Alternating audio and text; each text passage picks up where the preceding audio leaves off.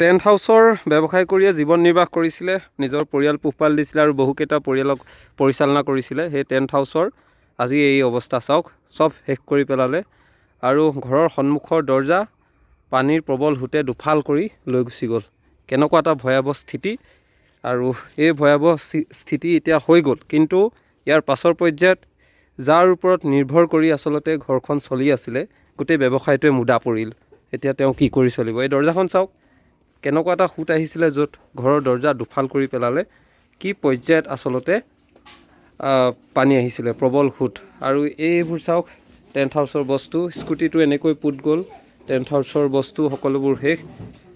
কিবা বাকী আছে কিনে নাই? নাই নাই নাই, একেবাৰে সেইবোৰ বেয়াখন ভাঙি পেলাই দিলে। সেইখন হে, ফ্ৰিজ গৈছে, ৱাশ্বিং মেচিন গৈছে, ফ্ৰিজ ৱাশ্বিং মেচিন চব গুচি গ'ল, ফেন গৈছে, পিছফালে গোটেই কাৰেণ্টৰ সঁজুলি চব বোকাতে পোত খাই আছে, চব বোকাতে আছে ন। এইখিনি মই ভিতৰলৈ নগ'লেও আপোনালোকে অনুভৱ কৰিছেই কি পৰ্যায়ত আচলতে সকলোবোৰ শেষ হৈ গ'ল। কিন্তু আপোনালোক এতিয়া ক'ত আছে? মেডিকেলত। মই তেওঁৰ টেণ্ট হাউচটোৱে দেখাম, যিটোৰ ওপৰত নিৰ্ভৰ কৰি গোটেই পৰিয়াল পোহপাল দিয়াৰ লগতে আন বহুকেইটা পৰিয়ালক পোহপাল দিয়া আছিলে। আজি সৰ্বস্ব শেষ হৈ গ'ল। চাওক, টেণ্ট হাউচ বেকা কৰি ঘৰ দুৱাৰ ভাঙি। আপোনাৰ টেণ্ট হাউচৰ ব্যৱসায় কেতিয়াবা কৰি আছিলে? মোৰ আপোনাৰ আজি প্ৰায় 15 বছৰমান হ'ল। এনেই কিমান লাখ টকাৰ বস্তু আছিলে আপোনাৰ? 12-13 লাখমান হ'ব। 12-13 লাখ। এই ব্যৱসায়টোৱে চলি আছিলে নে আপুনি? মোৰ উপাৰ্জনৰ পথ সেইটোৱে, আৰু বেলেগটো নাই। ঘৰখনো আমি মানুহ 3জন, মা দেউতা নাই। কিন্তু এতিয়া আমাৰ উপাৰ্জনৰ পথটো একেবাৰে গোটেইখিনি সমাপ্ত হৈ থাকিলে। আৰু ইয়াতে কিছুমান উটি থাকি গ'ল নে উটুৱাই একেবাৰে লৈ গৈছে? নিলে, বহুত বস্তু নিলে, কিন্তু প্ৰায় আপোনাৰ দুটা এটা বস্তু পাইছোঁ বিচাৰি পিনি। পথাৰত পাইছোঁ, পুখুৰীত পাইছোঁ, এনেকুৱা হৈছে।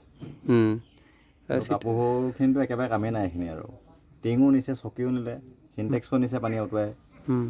ৰিং বলটো বহুতেই নাই, প্ৰায় আপোনাৰ ৰিং বল প্ৰায় 15-20টা ওপৰত নাই। ৰিং বল উটি গ'ল, হয়, বাল্টিও নাই, এনেকুৱা অৱস্থা হৈছে।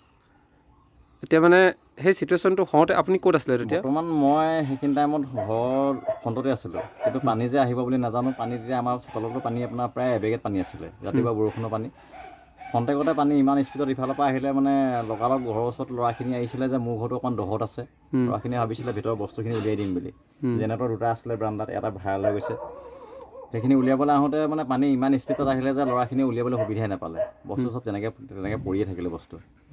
তাৰপাছতে মানুহগৰাকীক ওলাবলৈ ক'লোঁ, মানুহগৰাকী ওলাবলৈ কওঁতে মানুহগৰাকী ৰাস্তা ফ্ৰণ্টৰ পৰাই হোটেল লৈ গৈছে, ডাইৰেক্ট নি পুখুৰীত সোমাই দিছেগৈ। আপোনাৰ মানুহগৰাকী উটুৱাই লৈ গৈছিলে? হয় হয়, লগতে মোৰ ভাইটি ছোৱালীজনী আছিলে। তাৰপৰা 10-12জনমান ল'ৰাই লগালগ জাপ মাৰি মেলি ধৰি আনিছে পুখুৰীৰ পৰা। হয়। কিমান স্পীডত আহিছিলে? ইমানেই সোঁত আহিছে। তাৰপাছত আপোনালোক ক'ত গুচি গ'ল? লগালগ গোটেই গাঁৱৰ ৰাইজ ওলাই লগালগ আমি চিধা মেডিকেললৈ গৈছোঁ। তাৰ ওপৰত আছে? আজিলৈকে আমি মেডিকেলতে আছোঁ। এতিয়ালৈকে আছে এই বস্তু? এতিয়া মানে ঘৰত সোমাব পৰা অৱস্থা হয় নাই। আজি এতিয়া মানুহ দুজন লগাইছোঁ, এওঁলোকে ঘৰ অকণ চাফ চিকুণ কৰিছে। বাকী ইভাগে উপায় নাই থকা মেলা কৰিবলৈ আমাৰ। সাঁচতীয়া ধন হওক, মানে ব্যৱসায় সকলো শেষ, সকলো গ'ল। যিকেইটা জেনেৰেটৰ আছিলে সেইখিনিও শেষ হ'ল নেকি? পানী জেনেৰেটৰ বৰ্তমান এতিয়া বোকাত পৰি আছে, তেনেকৈ পৰি আছে পানীত।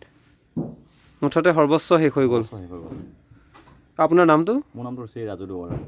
এই দুৱৰা গাঁৱতে নহয় জানো? আমাৰ এডোখৰ লিগিপুখুৰী নতুন মাটি পৰে। নতুন মাটি পৰে। এয়াই বৰ্তমান সময়ত চিটুৱেশ্যন, ভয়াৱহ পৰিস্থিতি, ভয়াৱহ এটা পৰিস্থিতিত এতিয়া ৰাইজসকলে, প্ৰতিটো পৰিয়ালে ককবকাব লগা হৈছে। সপোনৰ ব্যৱসায়, সপোনৰ ঘৰ সকলোবোৰ তছনছ কৰি লৈ গ'ল। কি কৰিব উপায়ন্তৰ? কোনে কি কৰিব? কাক লৈ আচলতে কাক দোষাৰোপ কৰিব? কেনেধৰণৰ এতিয়া কি কৰিলে তেওঁলোক নিজকে আকৌ চম্ভালিব পাৰিব? কেনেকৈ পুনৰ যেন এটা নতুন জীৱন তেওঁলোকে আৰম্ভ কৰিব লাগিব, নতুন সংগ্ৰাম কৰিব লাগিব, এনেকুৱা ধৰণৰ এতিয়া কথা হৈ পৰিছে। এয়াই বৰ্তমান সময়ত চিটুৱেশ্যন।